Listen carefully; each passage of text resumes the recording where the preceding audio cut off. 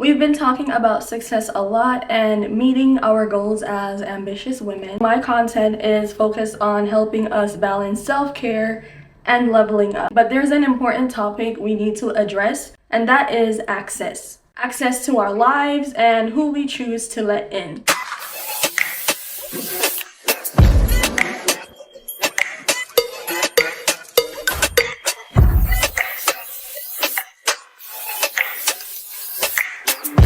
Recently, we've been seeing videos circulating of couples like Cardi B and Offset, and Halle Bailey and DDG. They've all been in the spotlight voluntarily and involuntarily due to the actions of the partners of these women.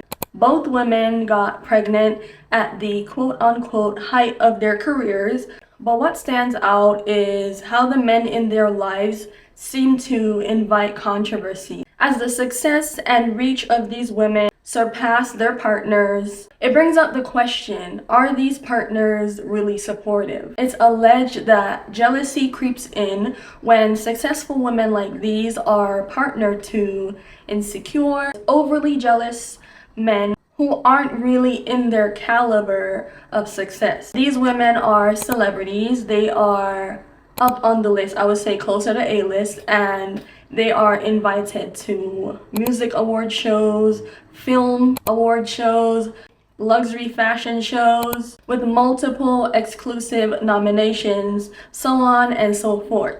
And they have these partners who seem to enjoy degrading them in the moments they should be celebrated most. I usually stray away from controversy because truthfully, this is rich people problems.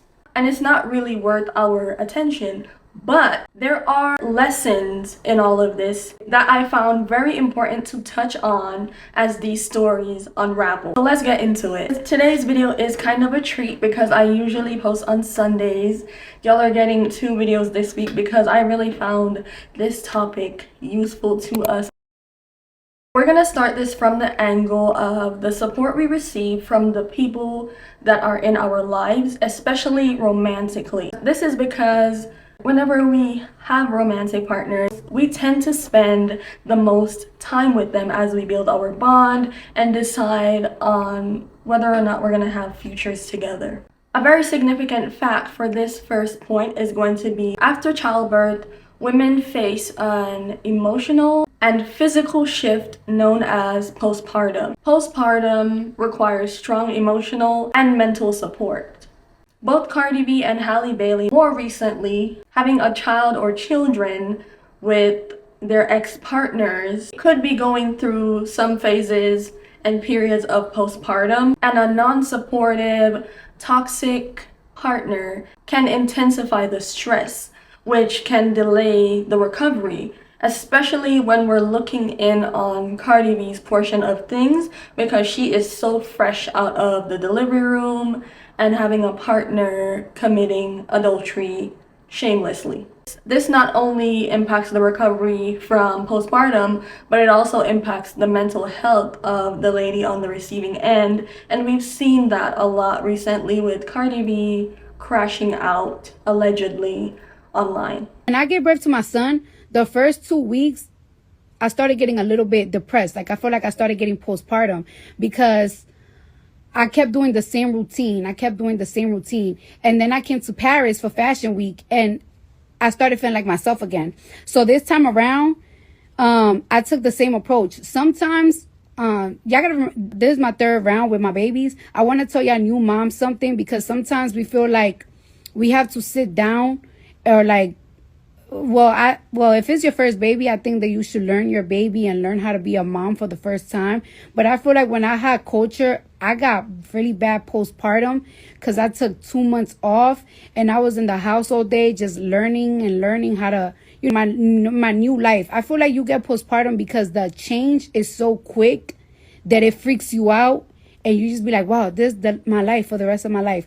So I feel like this 3rd time around, I try to split my work and my kids and enjoy myself a little bit more so I won't have postpartum. Postpartum is already so challenging on a woman's body. It's very taxing. Unsupportive and toxic partners only make the process harder on women, and I find that to be vile, evil, conniving, because you could have just not gotten me pregnant. You could have just not come near me from day one if this is how you plan to diminish me, you plan to break me.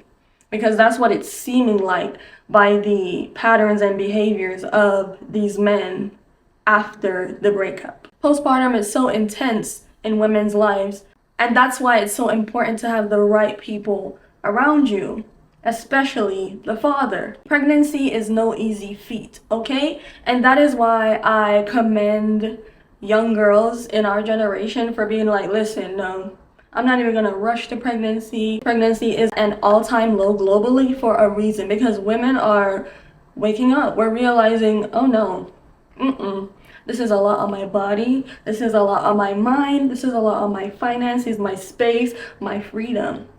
And if the man next to me, who is also responsible for that child, is not supportive and toxic, what's the point of doing this? Do you understand? It's a very big deal. In DDG and Halle Bailey's case, when a man is okay with having a child but avoids marriage or building a stronger, healthier bond that you can be secure in before even giving him a child, because I don't think they dated more than 2 years before a child came into the picture. It can show a misalignment in values. And during a majority of that time they were dating, Halle was booked and busy.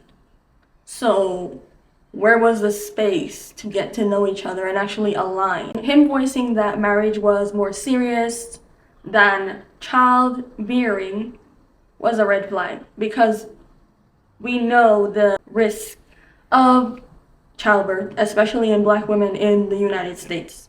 In an interview where he said he was fine having a child, but the marriage part, no, not yet. Yeah. First kid ever, yeah. Okay. Have you guys ever talked about marriage? Yeah, it's a discussion for sure. Any plans? Yeah, we're taking it slow, you know, figuring it out. Yeah. Okay. Plans for more kids? Never know, man. She might be pregnant right now. Look at Rihanna. I don't really be planning. I don't like to plan for stuff like that. I feel like it's better when it just happens. Hey, man, to each his own. I mean, at the end of the day, both of y'all are financially good. Yeah. That level of access to your life should be carefully considered, because for the next 18 years, you can and may be tied to that person. And Offset made this very apparent in his conniving, disgusting statement where he basically said, "You're a baby mama, I win."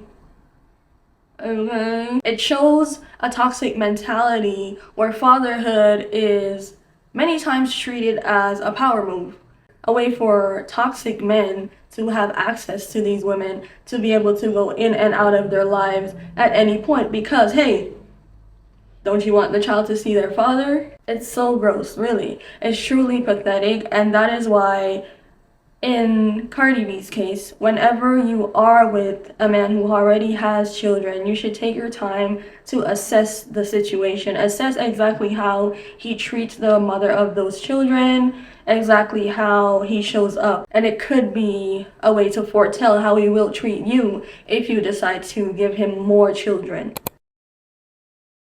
The lesson here, vet your partners all the time, and vet your partners early. Let me tell y'all something. I do background checks. I do background checks every single time. I need to know your history. I need to know the Carfax. I ask everybody in your circle about you. Hey, is he a good candidate? Is he gonna waste my time?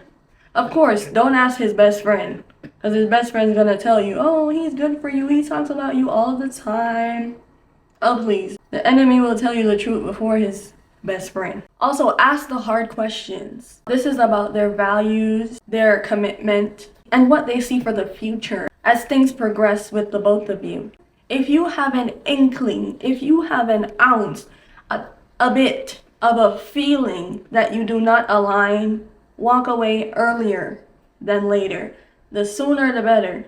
Red flags never disappear, they just become harder to ignore. These women, Cardi B and Halle Bailey, were at the peak of their careers and faced public disrespect and sabotage from their ex-partners.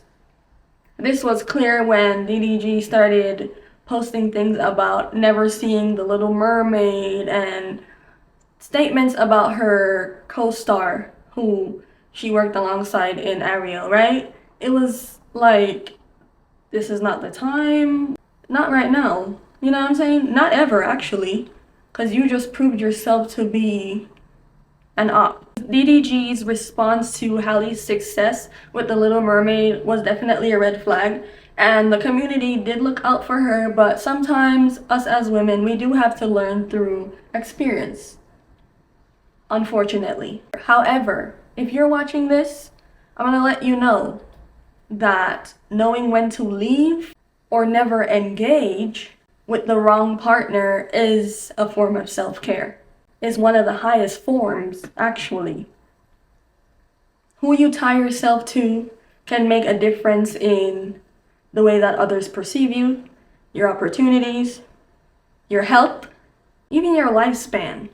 Not all men have the emotional bandwidth to be with a woman who is successful or more successful than them. I need for us to take this in. And if it hasn't clicked yet, come back and watch this 5 more times. And share it, please. Share it to all the girls, all the young women that are aspiring for a higher version of themselves, that are aspiring to reach their goals and are actually almost there, and actually have the potential to get there. Partners can have lifelong access to you through children. Please choose your partners wisely and know your worth. Whenever you tie yourself to a man who is insecure or in competition with you, you take on additional emotional labor that drains your energy. Some of us have seen our mothers succeed as single mothers, but we don't have to follow that same path. They did it because they were in survival mode. They did it because many of them had community.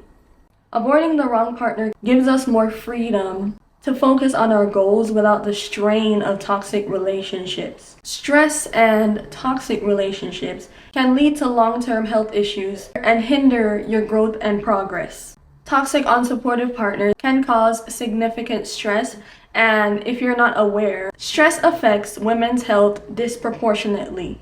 Chronic stress from relationships can cause anxiety, autoimmune disorders, heart disease, and high blood pressure. The list actually goes on, but those are things to be mindful of. How far stress goes.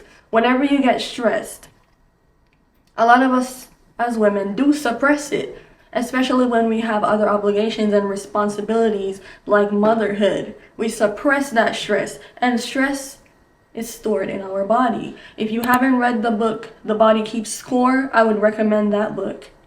Because your body does keep score. It keeps tabs. It understands exactly what you're feeling at all times, even if you're not consciously feeling it, even if you're not presently feeling it. Your body knows that you felt it before and where it hurt. And it keeps it there if you keep that pain suppressed and you don't let it out and you don't address it. Then it becomes a cycle where it forms into an illness, a disease, a disorder. Something that keeps you in dysfunction is going to become a dis-ease one day. Listen, singlehood is okay. In fact, it's better to be alone than in a relationship when your partner is threatened by your success. The important thing here is really about having a healthy group of people around you, really having community, because these women, regardless, sometimes men can play a role for a long time. There's such a thing as narcissism, manipulation. Who knows what was going on behind closed doors with these women? The men could have been whispering sweet nothings, keeping them in a cycle of being naive and, insecure. We never know. It is better to be single than face these realities. The idea of decentering men from our lives is not about rejecting love, but about rejecting the idea that you need a man to validate your worth. I'm someone who has mastered decentering men. I'm very stern when men approach me. I very seldom care about a man's opinion. It doesn't move me. Even though I work in a male-dominated environment, I get up, go to work confidently, I do what I do. I have audacity every single day just like them. Because this is my life. I want y'all to start living like that. Don't do anything because you're thinking, oh, this man might, oh, please. Save me the bullshit. Our life should be about our well-being, our fulfillment, so on and so forth. Whatever you want your life to be about is what it should be about. Do not rush yourself and fall into a trap and cycles of misery. As we continue on our self-care and elevation journeys, it's important to not only focus just on what we'll achieve, but who we allow in our lives. Stress from the wrong romantic partner can cause real harm, both physically and emotionally. Prioritize your peace, ask the right questions, and never feel pressure to stay in a situation that doesn't align with your goals. That's another thing. I think I need to make follow-up videos for this video. Remind me to make a video about decentering men and a video about how to properly be a bitch. Okay? Because then you will understand why it's okay to live for you and why it's okay to stand in your no and mean it. At the end of the day, your peace and success are most important. So take your time and know your value.